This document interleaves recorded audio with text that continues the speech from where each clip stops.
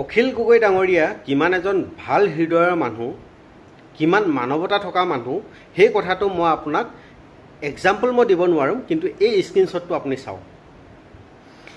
তেওঁ যিখিনি relief fund হিচাপে তেওঁ যিখিনি একাউণ্টত পাইছে তাৰ স্ক্ৰীনশ্বট তেওঁ ছ'চিয়েল মিডিয়াত তেওঁ শ্বেয়াৰ কৰি দিছে।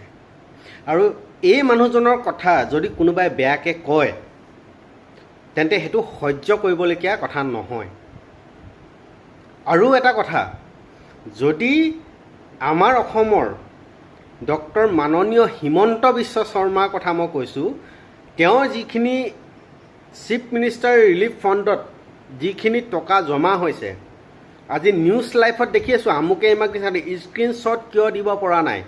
আজি অখিল গগৈ ডাঙৰীয়াই স্ক্ৰীনশ্বট যে দিছে, তাৰমানে তেওঁ সেইখিনি টকা সৎ কামত ব্যৱহাৰ কৰিব, কাৰণ তেওঁ এই পইচাখিনিলৈ আশা কৰা নাই যে মই নিজৰ কিবা এটা কৰিম।